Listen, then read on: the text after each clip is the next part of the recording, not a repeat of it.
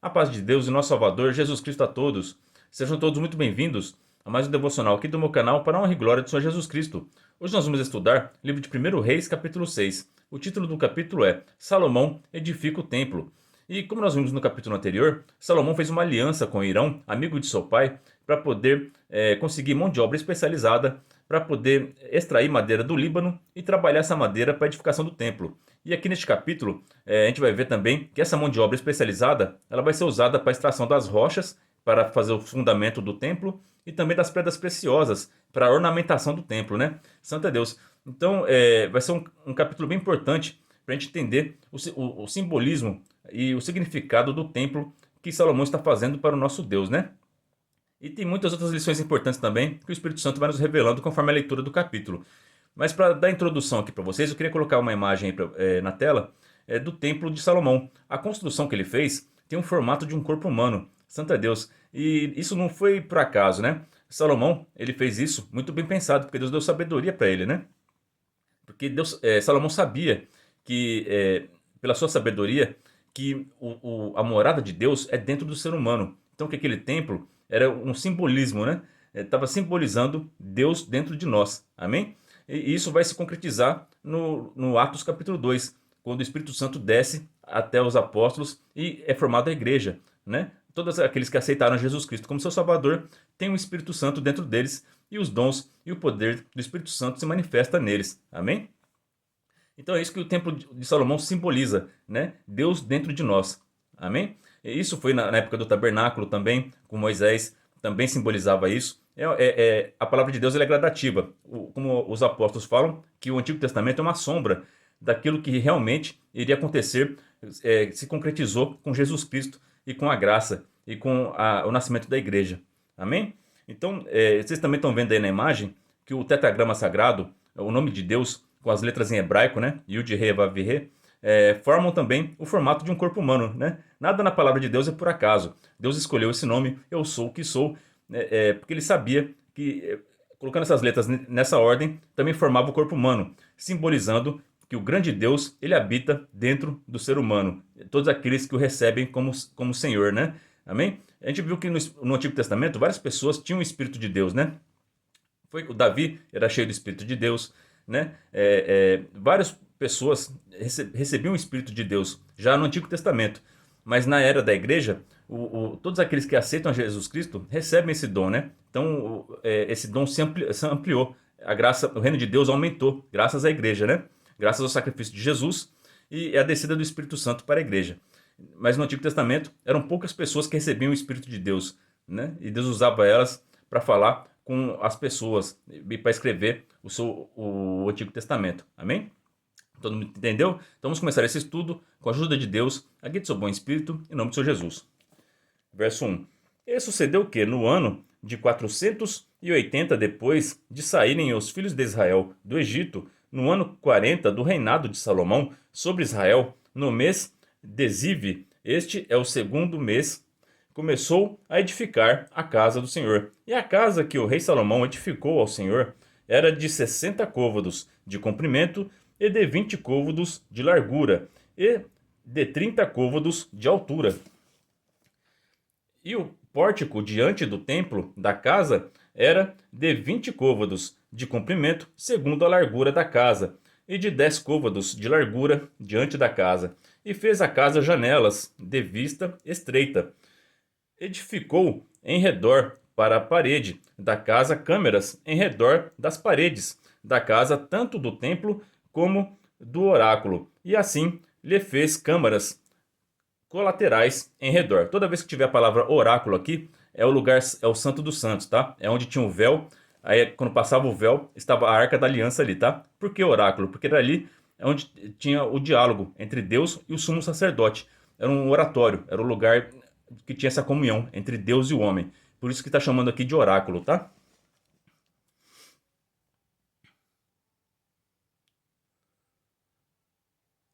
Verso 6. A câmara de baixo era de 5 côvados de largura, e a do meio de 6 côvados de largura, e a terceira de 7 côvados de largura, porque pela parte de fora da casa, em redor fizera encostos, para não travarem das paredes da casa. E edificara-se a casa com pedras preparadas, como as traziam, se edificava, de maneira que nem martelo, nem machado, nem nenhum outro instrumento de ferro se ouviu na casa quando a edificavam. Esse verso 7 aqui é muito importante, porque na lei de Moisés, que Deus deu a Moisés, não podia edificar nada para Deus feito com metais, né? Por exemplo, usar martelo, usar ferramentas para poder lapidar as pedras, né? Não podia. E o Salomão, ele estava obedecendo a lei aqui, né? Então, como que eles extraíram essas rochas, né? Aí criaram-se muitas lendas, né? Mas a maneira correta que Salomão usou é que a gente viu que foram feitas por homens, tá? Se você escutar qualquer outra conversa que Salomão usava maus espíritos para poder fazer a construção do templo, lendas, coisas sobrenaturais assim, né? É conversa fiada, tá? A Bíblia ensina que foi edificado por homens, tá? Que foi os homens de Irão, junto com os homens de Salomão, que extraíram essas rochas, tá? E até a arqueologia comprova isso, tá? Eu vou deixar um vídeo, tem uma playlist minha aqui que é sobre arqueologia bíblica. Então, o vídeo mais recente lá, vou colocar o vídeo do canal de Israel com a Aline. Ela mostra muito a arqueologia bíblica, né? E ela vai mostrar uma caverna de onde foi extraída as rochas para a construção do templo. E como que foi extraída essas rochas sem ferramenta, né? Olha a engenhosidade que Deus deu a Salomão, a sabedoria que Deus deu para ele. Ele fez com madeira, né? E água, e conseguiu extrair as rochas de lá. Eu vou deixar o vídeo nessa playlist, tá? O nome do vídeo é A Caverna da Maçonaria, né? É um nome esquisito assim, né? Porque a maçonaria, depois de muitos anos, usou esse local para fazer as reuniões deles. Mas aquele lugar, para a arqueologia, é muito importante, porque foi dali que foi extraído as rochas para a construção do templo, tá? E lá ela vai mostrar como que eles faziam isso. Então é bem legal vocês verem esse vídeo, tá bom? Verso 8. A porta da câmara, no meio, estava a banda direita da casa, e por caracóis de suma a do meio e do meio ao terceiro. Assim, pois, edificou a casa e a aperfeiçoou, e cobriu a casa com pranchões e tabuados de cedro. Então aqui, ó, as madeiras do cedro, né? Usou para fazer forro, acabamento, né? Ele colocou tanto no assoalho do chão, no teto, fez forro de madeira de cedro, e nas paredes também. Fez os alicerces tudo de rocha e depois cobriu tudo com madeira de cedro. E depois vai colocar outra camada de ouro, que a gente vai ler aqui, né? Verso 10. Também edificou as câmeras e toda a casa de 5 côvados de altura, e as travou com a casa com madeira de cedro. Então veio a palavra do Senhor a Salomão, dizendo, olha só, agora é o Deus vivo falando com Salomão sobre a construção do templo, né? Quanto a esta casa que tu edificas, se andares nos meus estatutos e fizeres os meus juízos e guardares todos os meus mandamentos, andando neles, confirmarei para contigo a minha palavra, a qual falei a Davi teu pai. E habitarei no meio dos filhos de Israel, e não desampararei o meu povo Israel. Então aqui Deus fez uma condição com Salomão. Ó, Salomão, fiquei feliz que você quer construir esse templo para mim. Então pode fazer, eu sou contigo.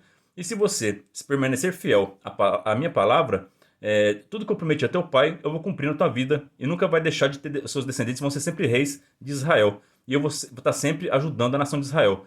Mas se você se desviar dos meus caminhos, eu já não vou ser mais com você, né? E aí você está por conta própria, né? 14. Assim edificou Salomão aquela casa e a aperfeiçoou.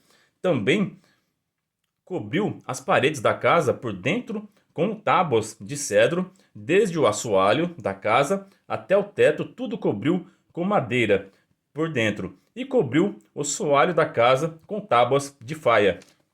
E edificou mais 20 côvados de tábuas de cedro nos lados da casa, desde o soalho até as paredes, e por dentro lhes edificou para o oráculo, para o santo dos santos. Era, pois, a casa de 40 côvados, a saber, o templo interior. E o cedro da casa por dentro era lavrado de botões e de flores abertas. Tudo era cedro, pedra nenhuma se via. E por dentro da casa interior preparou o oráculo para pôr ali a arca do concerto do Senhor. Eu vou pôr uma imagem aí para vocês entenderem como que está essa construção aqui, né? Tem um lugar santo, onde vai ficar os utensílios sagrados, né? O menorá, a mesa do pão da proposição, o incensário. E após o véu, tem a outra sala, a outra câmara, que é o Santo dos Santos, ou o oráculo aqui, né? Que é onde fica a Arca da Aliança, onde o sumo sacerdote iria ali entregar as ofertas ao Senhor e fazer intercessão pela nação de Israel, né? Verso 20. E o oráculo no interior era de 20 côvados de comprimento, e de 20 côvados de largura, e de 20 côvados de altura, e o cobriu de ouro puro, também cobriu de cedro o altar. E cobriu Salomão a casa por dentro de ouro puro, e com cadeias de ouro pôs um véu diante do oráculo, e o cobriu com ouro. Assim, toda a casa cobriu de ouro, e até acabar toda a casa, também todo o altar que estava diante do oráculo cobriu de ouro. Santo é Deus. Então, o templo de Salomão ele tinha 3 camadas. A primeira camada de rocha, a segunda de madeira e a terceira de ouro, né? Santo é Deus. Isso simboliza a evolução da revelação de Deus para com o homem, né? A base sólida de rocha, então começou com a lei, né? Que é rígida, é a rocha, né? Depois vem a madeira, que simboliza a cruz de Cristo, que é o tempo da graça, né? Um material mais mole, né? Mais brando, que representa o amor de Deus por nós, né? Então começou com a lei e depois com a cruz. E o ouro, ele representa a eternidade, quando Jesus Cristo voltar e todos aqueles que forem fiéis até o fim herdarem a vida eterna. O ouro, ele não oxida, ele não estraga, né? Ele é um material nobre, por isso que ele é valioso, porque ele é raro, né? Por isso que está escrito na palavra, muitos são chamados, mas poucos são escolhidos. Porque é raro, são poucas as pessoas que verdadeiramente vão estar presentes nesse dia, quando Jesus Cristo voltar, né? Porque o mundo, vocês estão vendo aí, está cada vez mais perdido, né? As pessoas estão cada vez se desviando mais da palavra de Deus, né? E perdendo a fé. Está escrito na palavra assim, né? Jesus Cristo, quando voltar, será que ainda haverá fé na terra? É porque as coisas vão ficando cada vez mais difíceis, né? E o ouro, ele simboliza isso. Toda aquela pessoa que resistir ao fogo, né? Que o ouro é provado no fogo. Essas pessoas vão ser vencedoras. Então, isso que simboliza o ouro. São aqueles vencedores em Cristo Jesus, né? É a eternidade. Então, são 3 camadas feito o templo: rocha, madeira e ouro. Lei, graça e eternidade com Deus, né? Na volta milenar de Cristo. E no oráculo fez 2 querubins de madeira, de oliveira, cada um da altura de 10 côvados. E uma asa de um querubim era de 5 côvados, e outra era de 5 côvados. E a outra asa do querubim de outros 5 côvados, 10 côvados, havia desde a extremidade de uma das suas asas até a extremidade da outra das suas asas. Assim, era também de 10 côvados o outro querubim. Ambos os querubins eram de uma mesma medida e de um mesmo talhe, né? Então aqui vocês estão vendo que Deus mandou fazer querubins de ouro, né?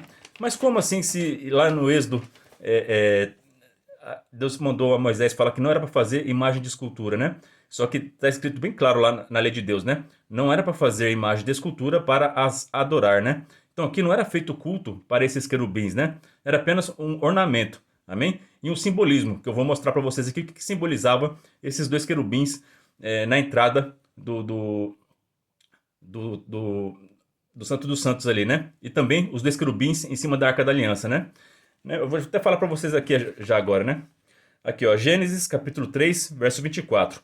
E havendo lançado fora o homem, pôs querubins ao oriente do jardim do Éden, e uma espada inflamada que andara ao redor, para guardar o caminho da árvore da vida. Santo Jesus Cristo.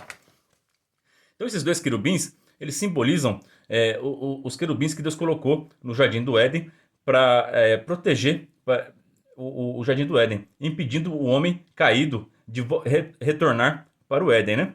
Porque o homem foi expulso pelo seu pecado, né? Por comer do fruto proibido. E ele colocou também uma espada flamejante, que era responsável por guardar esse local, né? Essa espada flamejante é Cristo, é o nosso Senhor Jesus. Né? Jesus Cristo é a palavra de Deus. E a palavra de Deus é uma espada de dois fios, né?